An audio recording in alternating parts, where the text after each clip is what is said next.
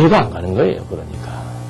그래서 이게 하여튼 우리 그 성경을 풀어나가는 거에 있어서도 굉장히 중요한 원리로 작용을 하지만 피조세계의 모든 일, 만사지요.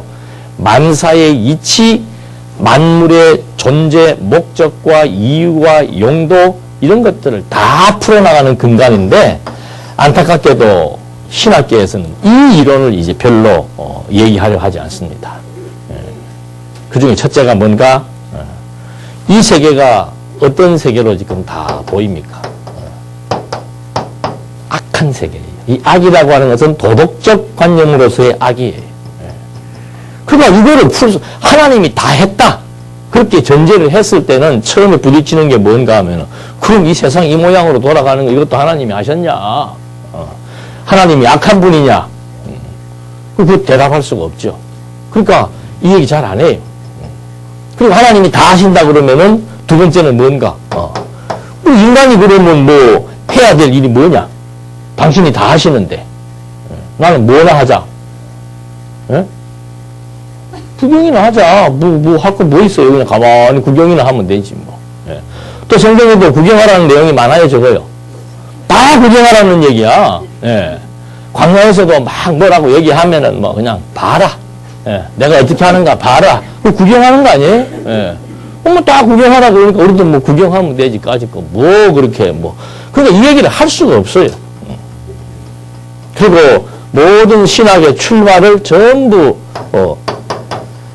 타락으로부터 시작을 하기 때문에 이 타락에 대한 원자, 그게 인간이냐 하나님이냐. 그 하나님이 하신다고 해버리니까 그러면 뭐 당신이 죄짓게 했으니까 당신이 뭐 져라? 책임져라. 이게 이제 뭐 골치 아프니까 교회에서 이 얘기 해가지고는 이로울 게 없어요. 하나도 이로울 게 없습니다. 목회하는데 제일 장애되는 것은 뭐 이런 거는 막 골치 아픈 거니까 대충 넘어간다 하더라도 나태. 이거 교회 망치는 거 아니에요? 네? 그러니까 이 얘기 못 하는 거예요. 그런데 뭐 우리는 예사로 뭐 나태하는 것도 누가 실은 이 대화가 안 되는 거예요. 그래서 이런 부분들 예정론에서 지금 다루는 아주 중요한 그 질문들입니다. 선미론에서 나오는 질문들도 마찬가지고. 그래서 지금 읽어드린 이 말씀, 에베소서 3장 9절의 말씀은 이런 모든 것들을 다 풀어나갈 수 있는 하나의 근거의 구절로서 작용이 됩니다.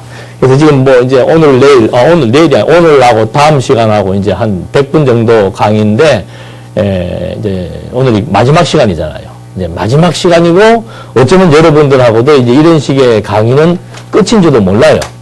나는 이제 확실히 모르겠습니다만은 아마 이 집행부에서 어떤 결정을 내려서 어떻게 진행할 줄은 모르겠습니다만은 이제 계속 지속되면은 뭐 이런 식의 강의를 하겠지만 그렇지 않으면 이제 뭐 월요일날 할 수도 있고 제일 좋은 시간에도 할 수 있어요.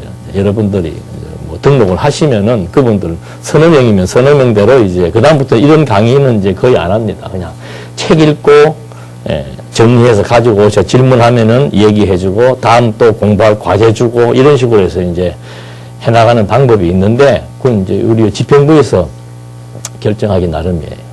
그래서 어쨌든지 간에 하여튼 막 오늘 이 수업은 그치 오늘 떡 안 해오셨죠? 뭐가 좋아서 떡을 하더니. 그래서 예정론 하면 하여튼 예정론에서 뭐 이런 거 저런 거 이제 많이 했습니다만은 뭐 책에 보면 여러 가지 많이 나왔는데 제일 중요한 것은 문제는 뭔가 하면은 이 타락을 기점으로 해서 이게 하여튼 막 신학자들에게 있어서 가장 큰 고통스러운 주제입니다. 그래서 예정도 마찬가지. 예정이라고 하는 것은 창조 이전 영원 세계에서의 사역입니다. 하나님의 사역은 뭐 우리가 볼 때는 시간 세계가 있고 영원 세계가 있지만 하나님의 범주에서 봤을 때는 뭐 같은 맥락이에요. 그러니까 창조 이전부터 하나님께서 하셨던 사역이 예정인데 이 작정이라는 것은 이제 범우주적이고 범세계적입니다. 모든 만사 만물에게 적용되는 것이 작정이면은 예정은 이제 인간에게 국한된 내용들이죠. 제일 중요한 것이 선택을 당하느냐 버림을 당하느냐. 이건 치명적인 일입니다. 우리 인간 세계에서도 예. 뭐 한 30명이 있는데 그 중에 한 사람을 써야 되는데, 예. 누가 선택되느냐. 예. 옛날에 그 궁궐에서도 그 왕의 여자들이 많았잖아요. 예. 누가 간택되느냐. 예. 간택 못되면 끝난 거예요. 예. 그런 것처럼 이거는 우리 인간에게 있어서 굉장히 중요한 문제지요. 그래서 이 문제를 칠 때 언제 무엇을 기점은 전부 다 이 타락을 중심으로 설명을 하고 있습니다. 신학적 논리상. 그래서 타락 전에 하나님께서 뭐 했다? 선택했다. 타락 후에 선택했다. 그래서 이걸 갖다가 후택설이라 하고 요걸 전택설이라고 얘기하는 겁니다. 왜 이렇게 복잡한 얘기를 하느냐? 이게 영혼세계에서의 사역이에요. 그냥 하나님께서 예정했다, 선택했다 그러면 되는데 왜 굳이 자꾸 요 문제를 가지고 이렇게 논의를 복잡하게 해나가는가? 그게 이제 전부 이런 문제와 다 결부가 되어 있는 거예요. 하나님께서 아담 창조해놓고 바로 이제 3장에서 뭐가 나와요? 타락이 나오잖아요. 한 사람의 타락으로 온 인류가 어떻게 돼요? 다 사망에 처. 이거는 뭐 보통 사건이 아니죠. 인류 역사의 가장 큰 사건은 이 사건이에요. 그러니까 모든 신학자들의 관심이 어디로 몰립니까? 여기로 몰릴 수밖에 없지. 도대체 이 타락이 가지고 있는 그 의미가 어떤 것인가? 이걸 이제 추적해 들어갈 수밖에 없단 말이죠. 그래서 전택설과 후택설을 이제 강조를 하는데, 칼빈은 제가 이제 뭐 어저께도 조금 막 원고 교정하느라고 뭐 시간을 많이 보내고, 그래서 이달 말에 이제 기독교 강요 3권이 출간이 되는데, 거기에 예정론이 나옵니다. 거기에 예정론이 나오고, 뭐 부활도 나오고, 칭의 문제도 나오고, 뭐 이렇게 교리적으로 한국 교회가 이렇게 칼빈이 잘못 정립해 놓았던 신학적인 관 때문에 뭐 한국 교회뿐만이 아니고 세계 교회가 지금 막 굉장히 혼란을 겪고 있는데, 그런 주제들을 지금 다 나와 있는데, 거기에서도 이제 칼빈은 처음에는 전택설을 주장을 합니다. 그러다가 전택설 주장하니까 또 뭐가 걸리는 문제가 있어요. 그래서 나중에는 후택설도 또 주장해서, 이거는 아니에요. 둘 중에 하나지. 이것도 맞고 이것도 맞고 그런 건 없는 거예요. 근데 이제 한번 살펴보시겠습니다. 전택설을 주장할 때 발생되어지는 문제가 있습니다. 전택설이라고 하는 것은 타락 이전인데, 보통 이제 사람들은 어떤 생각을 가지게 되는가 하면은 어떤 인간이 어떤 행동을 한 것을 기준으로 하는 겁니다. 인간이 타락한 것을 보고 하나님께서 이 타락한 것을 보고 한쪽은 선택하고 한쪽은 버려야 되겠다. 이렇게 이제 보통 생각들을 하지요. 왜? 우리는 항상 무엇이 이렇게 뭔가 발생되어 있어야 있는 줄로 알기 때문에. 그래서 창조도 전부 아무것도 없는 상태에서 하나님이 만들기 시작했다라고 생각하는 것이 자연스러운 생각이에요. 그래서 이것도 아무것도 없는 데서 한다는 것은 있을 수 없기 때문에 인간이 어떤 행동을 했다는 얘기죠. 타락할 것을 아셨다. 그걸 우리는 이제 예지라고 얘기합니다. 미리 알았다. 그래서 예지, 예정이라고 얘기하는 거예요. 후택설이라고 하는 것은 타락할 것을 알고 버릴 자와 취할 자를 택했다는 얘기고, 전택설은 인간이 타락과 상관없이 하나님께서 그냥 막 일방적으로 선택하고 버리고 하는 것을 했다. 정했다. 이런 주장이에요. 그러니까 이제 무슨 질문을 하는가 하면, 여기는 인간의 타락이라고 하는 어떤 행동적인 것들을 하나님이 근거로 해서 정했으니까 그렇게 정한 뭐가 있어요? 근거가 있잖아요. 그런데 여기는 뭐가 없습니까? 아무것도 없는 거예요.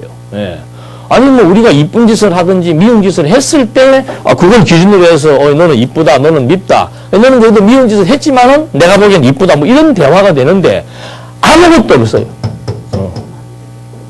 이쁜 짓도 없고 미운 짓도 없고 아무것도 없어요. 그러니까 그걸 갖다가 이제 뭐 공무라고 얘기하는 겁니다. 텅 비어 있고 아무것도 없는 상태에서 무슨 뭘 정하냐 이 말이죠. 아무것도 없는데. 여기는 어떤 행동 거지를 보고 뭘 정했는데 여기는 아무 행동도 한 것도 없는데 당신 마음대로 막 인간을 갖다가 막 미워하고 사랑하고. 방금 전 권사님이 절대 주권이라고 말씀했는데 하나님은 그게 보통 사람들은 이거예요. 이 문제. 여기를 가지고 얘기한다면은 타락했으니까 너 타락했잖아. 그러니까 너 심판하겠다 이 말이에요. 그거는 가능한데 아무것도 안 했는데 심판한다 그래버리니까는 아니 아무 우리가 뭐 잘못도 없고 뭐도 없어요. 죄도 없는데 뭐 심판을 하냐 이 말이에요. 하나님 이상한 분 아니에요? 그리고 뭐 왜 누구를 또 그렇게 뭐 미운 짓을 해서 미워하면 괜찮지만 미운 짓도 아니고 이쁜 짓도 아니고 아무 짓도 안 했는데 하나님이 일방적으로 뭐 하는 거예요? 미워하는 거예요. 하나님 마음에 들어요 안 들어요? 뭐 우리 선택받는 우리도 안 될 때가 참 많죠. 이런 부분들은 학자들에게는 이건 뭐 충격으로 다가오는 거죠. 신이라고 하는 존재를 일단 성경을 떠나서라도 신 그러면은 어떤 분 사랑이에요 미움이에요. 완전 사랑으로 딱 해놨는데 그리고 선한 분으로 설정을 해놨는데 이건 그 사랑과 선의 이치에 맞지 않는 하나님의 행동으로 보이는 거죠. 그래서 거의 95% 되는 학자들이 전부 후텍스를 다 지지하는 겁니다. 전텍스를 주장했던 학자는 유명한 학자 중에는 칼빈의 직계 제자였던 배자 그리고 박영기 목사님 없어요. 한국에 칼빈의 뭐 후계자라는 사람들이 뭐 무지하게 많습니다. 근데 전부 후텍스래요. 왜 그러는가? 지금 첫 번째 그 문제예요. 아무것도 없는데 하나님께서 뭐를 정해 놓을 수 있다는 것도 이해가 안 가고 또 아무 짓도 안 했는데 뭐 잘못도 안 했는데 잘못도 안 했는데 왜 누구는 사랑하고 누구는 미워하느냐? 왜 누구를 선택하고 누구를 버리느냐? 그것도 뭐 잠깐 뭐 우리들처럼 미워할 때도 있고 사랑할 때도 이러면 괜찮은데 이 결정은 무슨 결정이에요? 영원한 결정이에요.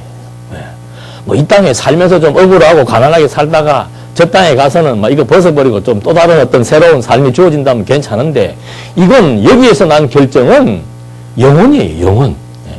그러면 영원히 뭐 받는 거예요? 형벌과 저주를 받는 거. 그래서 좀 고민해봐야 될 문제예요. 이게. 그거 참 너무한 거 아니냐 이거죠. 우리가. 그러니까 신학자들이 인본주의 신학자들, 자유주의 신학자들이 전부 어디에 관심을 갖는가 하면은 가룟 유다가 불쌍한 거예요. 안 그래요? 사람은 실수할 수 있어요, 없어요? 있지요. 우리는 그보다 더한 실수하고도 자살 안 하잖아. 근데 가룟 유다는 그 실수, 사실 그 실수는 가룟 유다만 한 것이 아니고 누구도 했어요. 베드로도 했잖아요. 근데 베드로는 그냥 뻔뻔스럽게 그 자기 실수에 대한 막 애통함 이런 표현은 없잖아요. 바로 어디 가요? 목구멍이 포도청이니까 바로 고기 잡으러 가잖아요. 베드로는 자기 주님을, 자기 스승을 배반하는 것이 너무 괴로워서 결국은 어떻게 하는 거예요? 자살하잖아요. 그러니까 연극을 만들어도 누구에게 포커스를 맞춰요? 유다에게. 유다의 어떤 심리적인 갈등, 고민, 번민. 그래서 사람, 그 관객들로 하여금 유다에 어떻게 해요? 유다가 억울하다. 이거를 아주 우회적으로 표현해 주는 거예요. 그게 다 뭔가? 이거예요. 왜 하나님께서 그렇게, 유다는 그렇게 버리고, 베드로는 똑같이 나쁜 짓 했어도 베드로는 왜 택했느냐? 이런 문제들. 이게 이렇게 쉽게 아주 논리적인 일관성이 없으면 답변을 하기가 힘든 부분들입니다. 그래서 저런 문제가 나타나게 되는 겁니다. 그리고 또 하나의 문제는 뭔가 하면은 하나님께서 미리 다 선택해 놨다면은 이 문제도 타락의 문제도 누구의 예정 속에 들어가 있습니까? 하나님의 예정 속에 들어가 있을 것이고 또 인간이 타락하는 것도 누구의 예정 속에? 하나님의 예정 속에. 누구로 말미암아? 하나님으로 말미암아. 그러니까 이 타락에 대한 책임을 책임론을 운운하기 이전에 그럴 수가 있냐 이 말이에요. 제가 만약에 우리 아들을 살살 꼬드겨가지고 도둑질을 시켰다. 그럴 수 있어요? 없잖아요. 똑같은 이치예요. 어떻게 하나님이 사람을 어떻게 할 수 있어요? 타락이라고 하는 범죄가 너무 이렇게 막 막연한 것 같으니까 도둑질이라고 생각하면 돼요. 안 그러면 살인이라고 생각하든지. 예. 어떻게 하나님께서 그렇게 깨끗한 영혼을 갖다가 뭐하게 만든 거예요? 예? 사람을 죽이게 만들고 도둑질을 하게 만들 수가 있습니까? 육신의 부모도 자기의 자녀를 뭐 하지 않아요? 그런 부모 거의 없습니다. 본정신 가진 부모는 그런 부모 없죠. 예. 그럼 이 문제 어떻게 해결할 거예요? 그러니까 대부분의 학자들은 이 악이라고 하는 것도 도덕적 기준에서의 개념으로서 악이라는 개념을 가지고 있고, 그 다음에 죄에 대해서도 죄가 죄는 좋은 거예요, 나쁜 거예요. 그런 질문 자체를 할 필요가 없이 죄는 뭐한 거예요, 나쁜 거예요. 그게 여기에 딱 각인이 돼 있단 말입니다. 그러니까 그 문제에 여기 걸려들면 이제 이거를 풀어나갈 수가 없죠. 그러니까 골치가 아픈 거예요. 그래서 학자들 간에서도 예정론 얘기는 잘 안 하고, 해봐야 이게 지금 어제 오늘의 얘기가 아니고 4세기 어거스틴 때부터도 예정론 얘기가 나왔어요. 그 책이 있단 말입니다. 어거스틴의 예정론이 있어요. 그러니까 그때부터 이렇게 교리적으로 이렇게 정돈돼 왔던 학설인데, 그때부터 이런 문제는 똑같이 대두가 되었던 거예요. 그러니까 4세기 때부터 출발했다고 치더라도 그 전에 교부들도 물론 논의를 했지만, 아주 구체적인 논의는 4세기 때부터인데, 4세기 때부터 16세기 때까지 1200년 동안 교리적으로 계속해서 개성돼 왔던 예정론에 대해서 똑같은 문제를 안고 있고, 지금도 이 문제가 해결이 됩니까? 안 됩니까? 안 되는 거예요. 그냥 얘기해봐야 괜히 복잡한 문제만 일으키니까 아예 교회에서 침묵하는 것이 지혜로운 거죠. 근데 이거를 이 부분을 침묵해버리면 이 창조로부터 섭리, 종말에 이르기까지 모든 것에 대한 이유와 목적을 설명할 수 없게 되어 있는 거예요. 그래서 전택설에서는 이제 전화 받으십시오.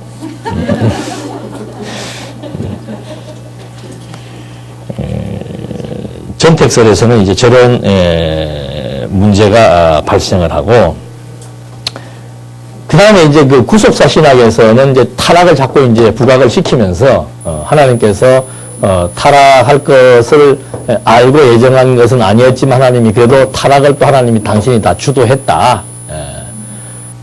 하나님께서 타락을 당신이 다 정했다는 거죠. 그 타락을 정해놓고는 그 다음에 다시 또 뭐 하는 거예요? 구원하잖아요.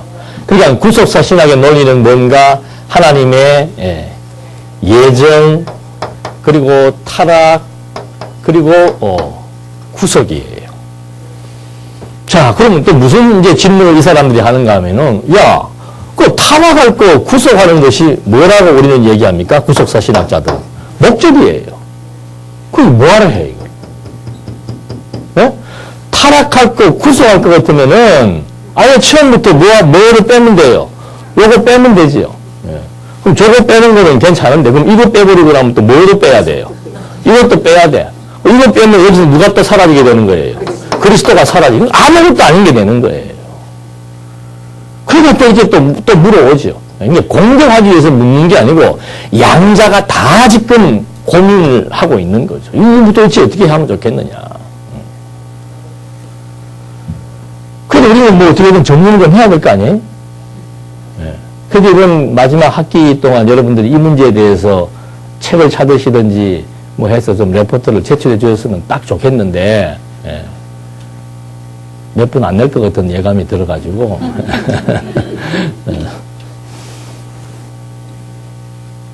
그래서 그 에베소서 3장 9절 말씀에서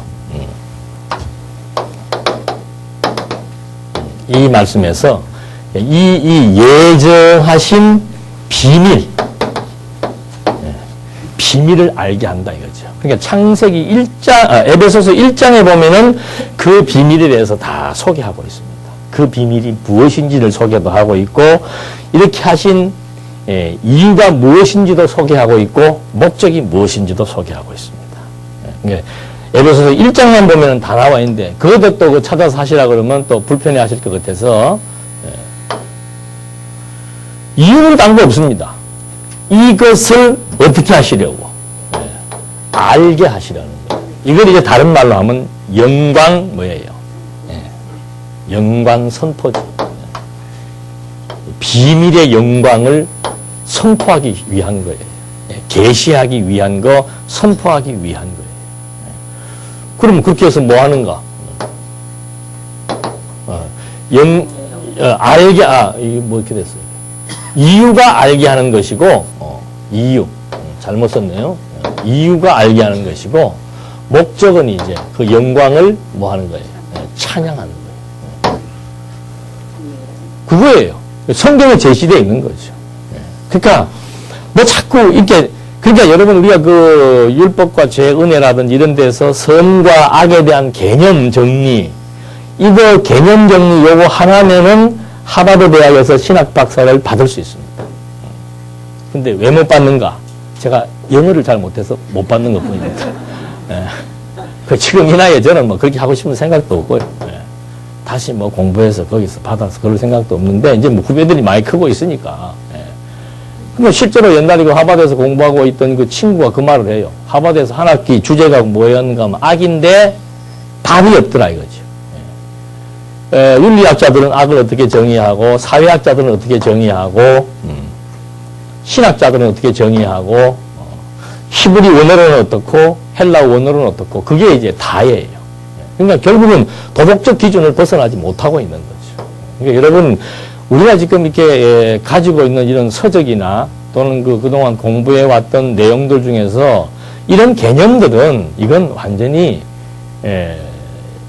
1200년 동안 사장되어 있던, 아니면은 사도시대 이후로부터 지금까지 정립되지 않았던 신학적 용어 개념에 대한 하나의 혁명이에요.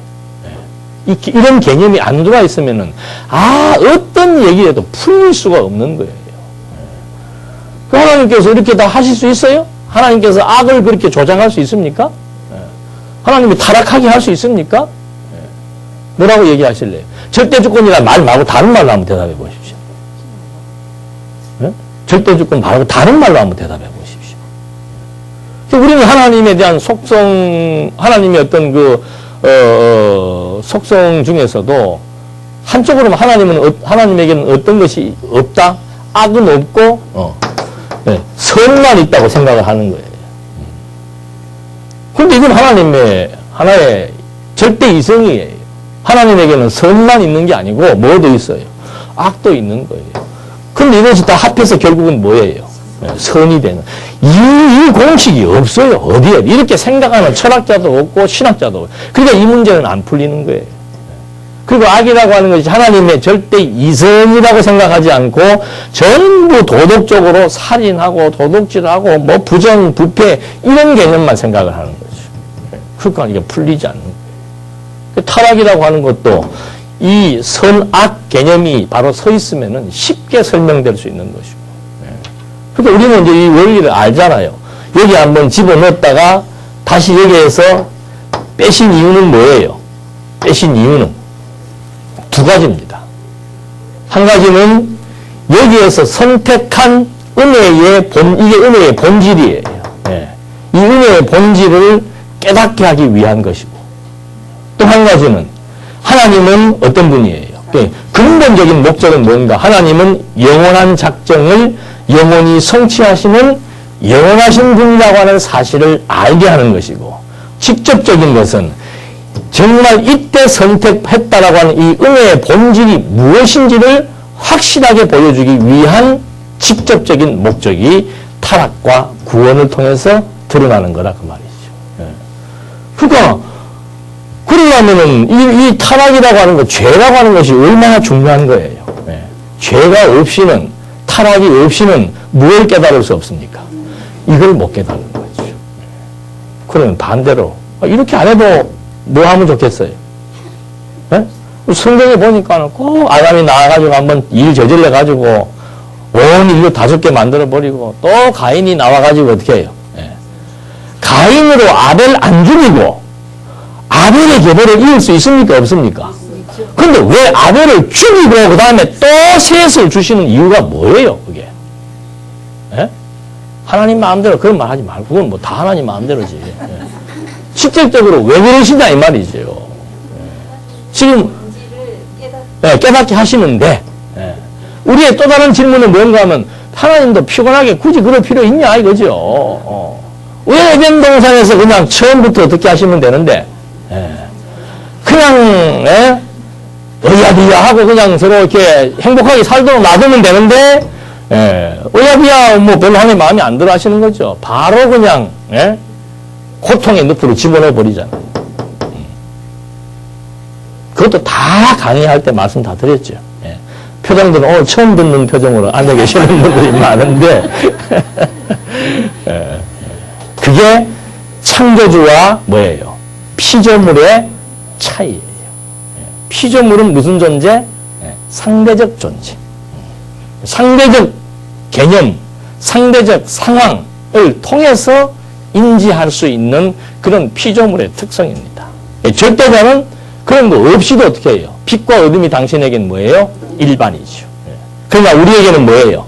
빛은 밝고 어둠은 어두운 개념이에요. 그게 상대적 존재라서 그렇다는 거죠.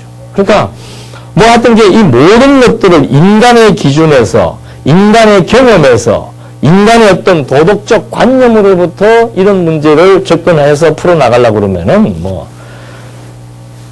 1200년 동안 못 푼 문제들이에요, 이게 지금. 1200년 동안 풀지 못한 문제들. 우리 지난번에 제네바 대학 가신 분들은 직접 눈으로 보셨죠? 그 학장이 당황하는 모습을 직접 눈으로 봤잖아요. 요즘은 매너 있는 사람들은 그런 질문을 안 하는 게 매너 있는 사람들이에요. 느닷없이 그냥 아줌마 부대들 막 울긋불긋하게 와서 관광객으로 와가지고 그게 관광 코스에 들어간답니다. 그래서 와서 이거 칼빈이 세운 대학이다. 근데 일반 성도님들이 칼빈이 누군지도 모르는데 뭐 칼빈이 세운 대학 그거 뭐 중요하겠어요? 그러니까 뭐 와서 잠깐 앉았다 사진 하나 찍고 이제 가면 되는 줄로 생각을 했는데 그렇게 월등딱 넘어가려고 그랬는데 두 가지에 놀래더만 보니까. 한 가지는 겉은 뭐예요?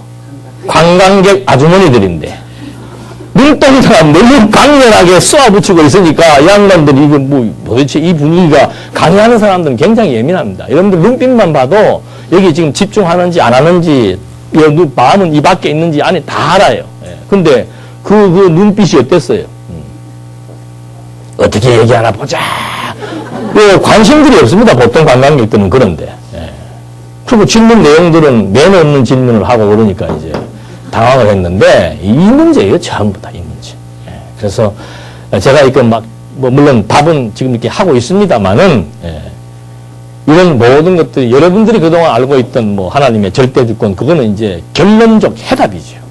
그러니까 과정상에 있어서 이런 개념들 선악에 대한 개념들 타락이 도대체 어떤 용도와 의미를 갖고 있기에 반드시 우리에게 필요한지 이런 것들을 우리가 좀 정확하게 알아야 됩니다. 그래서 아까 했던 그런 질문들 뭐 아무것도 없는데 어떻게 선택이 가능하냐? 그런데 창조할 때 말씀을 드릴게요. 우리는 눈에 안 보이면 뭐 한 거예요? 없는 거예요. 보이면 있는 거고 안 보이면 없는 거예요. 그러니까 바울이 보이는 것이 뭐예요? 이게 진짜가 아니다 이 말이에요. 다가 아니다 이거죠. 진짜는 뭐다? 보이지 않는 것이다. 또 이 보이는 것은 무엇으로부터 시작된 것이다? 보이지 않는 것으로부터 시작된 것이다. 그러니까 이제 이 머리에 혼란이 오는 거죠. 우리는 있는 것이 있는 것이고 없는 것은 없는 것으로 알고 있는데 바울은 거꾸로 얘기하는 겁니다. 있는 것이 없는 것이고 없는 것이 뭐한 것이다? 있는 것이다. 그러니까 이건 어떤 면에서 허상이에요. 허상. 그러니까 얼마나 안타까운 일이에요. 허상을 실상인 줄 알고 거기에다 목숨을 걸었는데 마지막 가서 보니까 다 뭐예요? 그러니까 솔로몬이 헛되고 막 탄식을 하는 거죠. 자기는 그게 실상인 줄 알았는데 보이는 이 세계가 절대 가치가 있고 최고로 아름답고 여기에서 모든 걸 다 펼쳐야 되는 줄로 알고 일생을 어떻게 한 거예요? 어이야디야 한 거예요. 낙이 무엇인지 찾아보려고. 그 나름대로 학자지요. 낙이 무엇이 행복한 것인가. 그걸 찾으려고 여유가 되니까. 온갖 인간의 본능적 욕구를 다 충족해 보아도 차지 않더라 이 말이죠. 그래서 깨달은 결론은 뭔가? 아, 이거 허상이다. 실상은 뭔가? 여호와. 보이지 않는, 하나님도 안 보이잖아요. 예. 세상은 보이고 돈은 보이는데 하나님은 안 보여요. 예. 근데 보이는 세계가 다가 아니고 보이지 않는 세계, 보이지 않는 존재, 그게 참 존재고 참 실존이다. 예. 그걸 지금 모르니까 자꾸 질문도 아무것도 없는데 하나님이 뭘 예정을 하시냐. 아무것도 있어요, 없어요? 지금 없는 것이 있는 것이고 있는 것이 없는 것이라는 것도 혼란스러운데 또 뭐 아무것도 없는데 있다 그래. 이게 지금 없는 것이 있는 것인지 있는 것이 없는 것인지 그 텔레비에 개그맨 나와서 그러더만 뭐라고 혼자서 있는 것이 없는 것이 뭐가 돼? 안 돼! 막 그러더라고. 그야말로 지금 이게 안 되는 거예요. 뭐예요 이게 지금.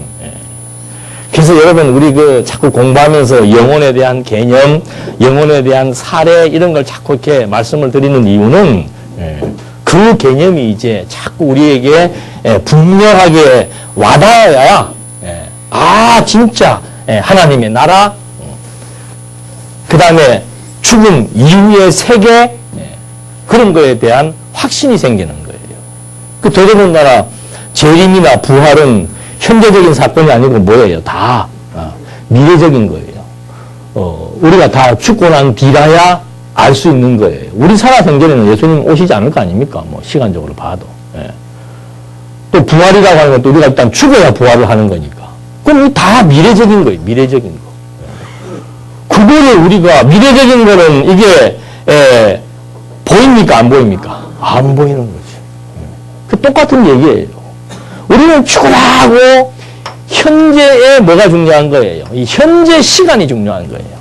현재 있는 것이 중요하고 현재의 시간이 중요하고 현재 내가 살아가고 있는 이 세상이 중요하지 아직 지금 나타나지 않은 이거는 나타나지 않은 세계지요.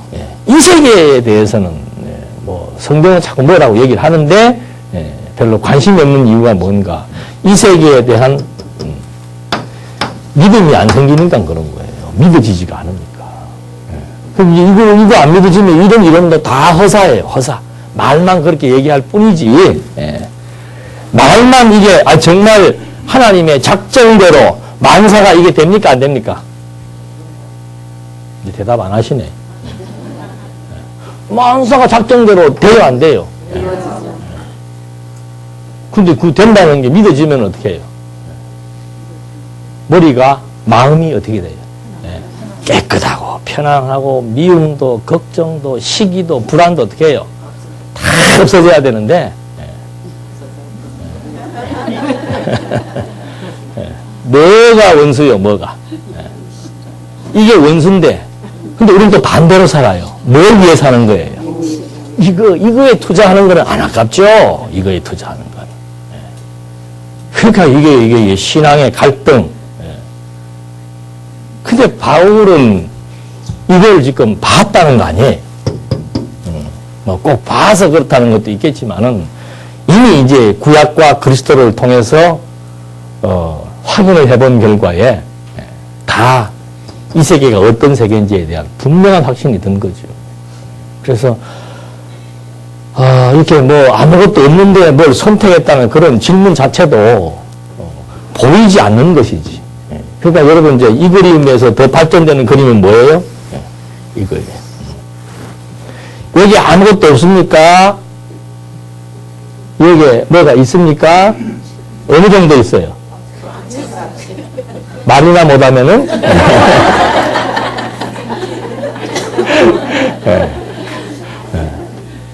그러니까 우리가 지금 어떤 시간적 개념으로 또는 형상적 개념으로 공간적 개념으로 이게 지금 이렇게 잡아지지 않는 거지.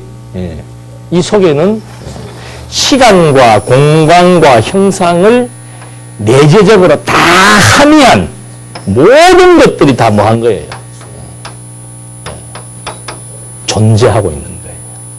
그래서 이 세계를 바울은 실존의 세계다. 이 실자가 실제한다는 얘기 아니에요. 실존의 세계다. 이거는 이게 왜 허상입니까? 요거는, 이제 요거 전문 좀 확대해보잔 말이에요. 이거 아니에요. 예? 이거는 성질이 무슨 성질을 가지고 있어요? 시작과 이 성질을 가지고 있어요. 그 없어지는 거라니까. 없어지는 거니까 뭐 한 거예요? 호상이에요. 촛불을 켰다 끄면 뭐가 나와요? 연기가. 없어져 버리지. 이 피조세계의 특징은 뭔가 하면 없어진다는 거예요. 우리도 또 반드시 뭐 한다는 거예요? 죽는다는 거예요. 근데 이런 거 자꾸 무슨 착각을 하는가 하면은, 그래도 이거는 뭐예요? 있을 것이다. 없다고 얘기했는데, 없다는 것을 우리는 늘 보잖아요. 부모의 사망, 친구의 사망, 그게 다 뭐 하는 거예요? 없어진다는 거 보여주는 거예요. 근데 또 대부분의 사람들은 끝이라 그러니까, 이게 시간 개념으로 설명되는 끝이라는 용어예요. 끝이라 그러니까는 이제 또 이게 아무것도 뭐 한 줄 알아요? 다 산화돼가지고 아무것도 없는 줄 아는 거예요. 그러니까 인생은 죽으면 무엇이다? 그래서 일찍 죽으면 안 되고 어떻게 해야 되겠다? 오래 살려면 어떻게 살아야 된다? 하나님의 일 열심히 안 하고 어떻게 해야 된다? 네.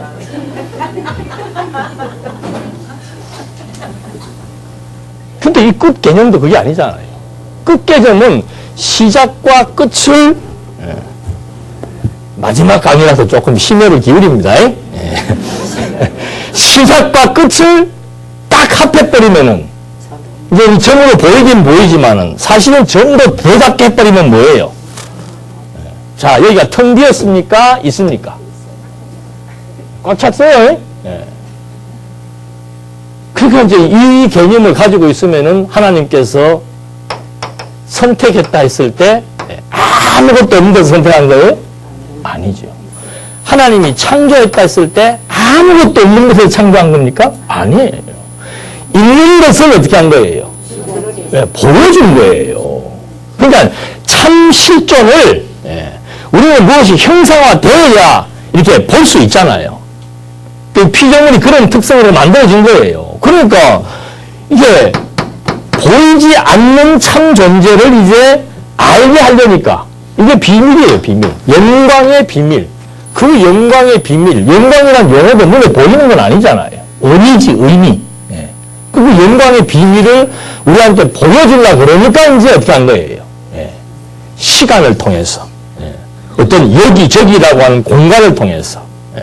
이쁘다, 못났다라고 하는 어떤 형상을 통해서 보여주는 거예요. 보이지 않는다라고 해서. 그러니까 히브리서 기자가 나타난 것은 그 말이에요. 나타난 것은 무엇이다? 나타나지 않은 것으로 뭐 했다? 말미암았다. 이것에 의해서 나타난 것이다. 그 말입니다. 그러니까 이것은 뭐예요? 존재지요. 그러니까 무에서의, 지금 한꺼번에 다 해버린 겁니다. 무에서의 창조가 아니면 뭐예요? 유에서의 창조도 아니에요. 유도 한계가 있는 거예요. 영원한 것. 영원한 참 실존. 그것에 대해 그것을 무엇으로? 시간화, 공간화, 형상화 시켜서 드러내어 보여준 것이 그게 창조라 이 말입니다. 근데 이 창조의 특성은 또 반드시 뭐가 있어요? 만물이 주에게서 나왔으니까 주로 말미암고 반드시 주로 말미암지요. 무엇에 근거해서? 작정에 근거해서. 그리고 반드시 어디로 돌아가요?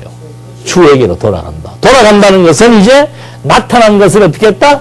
시공형으로 나타난 것을 다시 이제 안고 초월해버리는 거죠. 그러니까 지금 여기에는 모든 것이 다 실존하는 거예요. 실존을 하니까 변화산에 가가지고 베드로하고 요한이 모세와 엘리야를 본 적이 있습니까? 요즘 시대 같으면 또 볼 수도 있어요. 인터넷 들어가면은. 찍어놨다가 볼 수 있는데 이 시대는 그런 게 없잖아요. 근데 누구를 바로 알아봐요? 그거 어떻게 알아봤을까? 예수님이, 자, 이 사람이 엘리야다. 뭐 이런 거 있어요? 없어요? 그게 뭘 초월하는 거예요? 시간도 초월하고, 형상을 초월해버리는 거예요. 그러니까 우리 죽음이라는 것도 이 개념에서 보면은 아무것도 아닌 거예요. 진짜 아무것도 아닌 거예요. 그냥 그러면 정 때문에, 여기에서 살았던 정 때문에 슬픔을 가지는 거지 아무것도 아닌 거예요. 지금 사실 내가 여기 살아도, 지금 살고 있어도 어디에 살고 있는 거예요.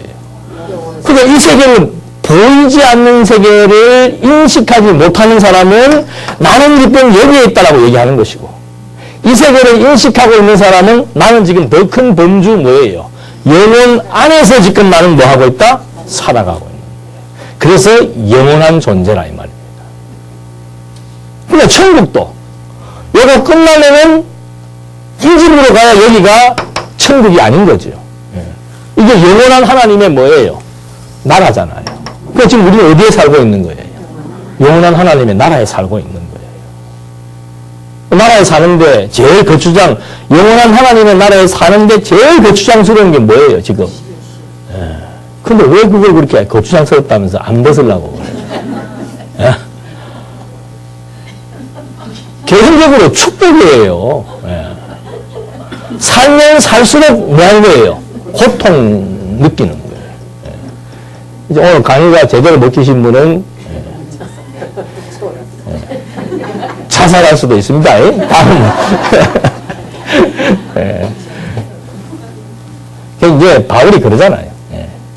내가 여기 살아야 되는 이유와 목적이 있으니까 나는 지금 여기에 산다는 거고, 이유와 목적이 없으신 분은 어떻게 하는 게 나아요?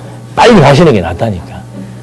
이유와 목적도 없이 뭐하러 여기서 자꾸 어영부영 왔다 갔다 이 사람한테 민폐 끼치고 저 사람한테 민폐 끼치고 또 싸우고 왜 그래요? 그러니까 이유와 목적을 찾으시든지 아니면은 가시든지. 마지막 강의라서 좀 세요, 이게. 그래서 이 개념이 들어와야 여기에서 비교해서 여기를 보면은 이거 진짜 별거 아닌 거예요. 돈도 별거 아니고, 뭐, 명예도 별거 아니고, 인기도 별거 아니고, 그러니까 바울은 막 단마디로 얘기해. 내가 그리스도를 발견하고 나서부터는 여기에 있는 가치를 무엇이다? 긴기가 한자로 줄입시다. 그게 가치관이에요. 이거 아니까 이거 아닌 거예요. 여기서 목숨 걸 일은 뭐밖에 없어요. 여기서 목숨 걸 일은 여기서 목숨 걸 일은 이거밖에 없어요. 여기서 싸워야 될 거는 뭐밖에 없어요. 이거밖에 없어요. 짠이 신금 이런 걸로 싸우지 말고 어디로 삥땅을 쳤느냐 안 쳤느냐 뭐 추적하지 마시고. 그래서 지금 예정론이라고 하는 것이 단순한 어떤 뭐 이것이냐 저것이냐를만 가지고 접근에 들어가면은 풀어지지 않습니다. 그래서 이 영혼 개념 안에서 하나님의 절대 이성인 선과 악이 하나님에게는 합력한 선이라고 하는 거. 그 기준이 들어와야 이제. 그 여기에 들어와 버리고 여기는 뭐 다 공무가 아니고, 다 존재한 거예요. 다. 존재의 형식이 다를 뿐이지, 다 존재한 거란 말입니다. 그래서, 이런 질문들을 이제 이렇게 전텍스트에 대한 질문을 이렇게 정리할 수가 있고, 후텍스트에 대한 질문은 뭔가 하면은, 이 타락을 또 비슷한 질문 또 하는 거예요. 이 타락을 하나님께서 그러면 이건 뭐 허용했냐? 허용했다고도 하니까.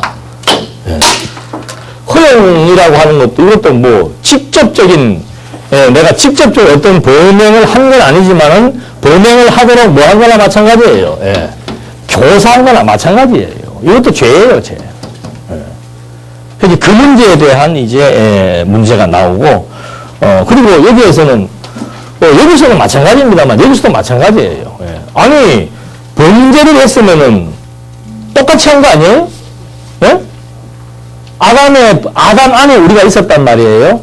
아담을 똑같이 있었는데 왜 똑같은 죄인을 누구는 선택하고 누구는 버리느냐 이거죠. 예.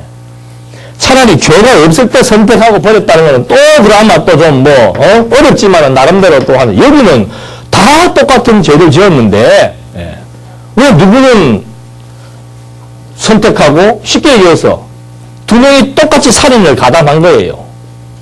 근데 왜 한 명은 무죄로 석방을 시켜주고 한 명은 사형을 시키냐는 말과 똑같은 거예요. 예.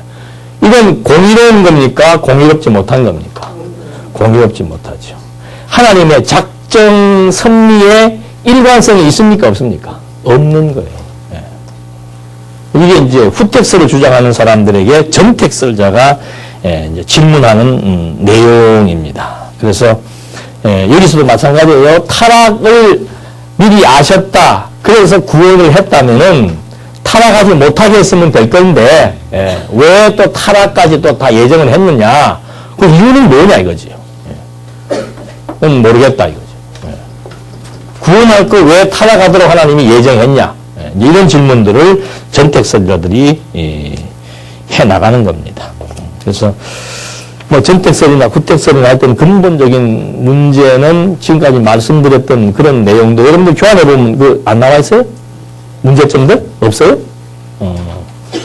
이 문제점들을 어디 보면 있는가 하면 이제 귀찮아도 좀 보셔야 돼. 기독교 예정론, 기독교 예정론을 보면은 예정론에 관련된 모든 것들이 다 나와 있습니다. 그래서 뒷부분에 가면은 이제 전택설에 대한 문제, 후택설에 대한 문제 제기 다 나오고 또 답변도 아주 치밀하게 나와 있으니까 여러분들이 그거를 참조를 해서 이해하시면 되겠습니다. 그래서 이 예정론에 대한 문제 중에서 이 하나님이 과연 악하신 분인가?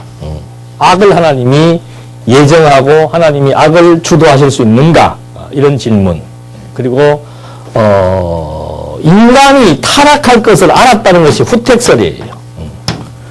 그렇다면 인간에게 자유의지가 있다는 얘기인데 과연 절대자가 있는데 피조물 인간에게 자유의지가 있다는 말이 성립이 되겠는가? 이건 우리가 그때 한번 지난번에 그 교수 한번 이승구 교수 모셔다가 확인해봤죠. 전통이 그러니까 그냥 그대로 믿자. 그렇게 결론은 그거예요. 역사적으로 전통적으로 지금까지 하나님의 절대 주권도 있고 인간의 자유의지도 있다라고 했으니까 우리가 전통을 무시할 수는 없다. 그것이 그분의 답변이었습니다. 근데 아니에요. 절대 개념이라고 하는 그 개념만 정확하게 정의할 수 있어도 이 인간에게 자유의지가 있다는 말을 할 수가 없는 거죠. 그러니까 이거 주장하는 사람들이 무슨 주장한다 그래요? 여기에 뭐가 있어요? 어항 속의 물고기. 얘가 자유로워요? 안 자유로워요? 자유롭지요. 그래서 요 인간이 어항 속의 물고기와 같이 뭐가 있다? 자유의지가 있다. 하나님의 영역은 어디에는 미치지 않는 거예요. 어항에 있는 물 안에까지는 어떻게 해요? 미치지 않고 요 주위만 맴맴 도는 거죠. 말도 안 되는 소리예요. 말도 안 되는 소리.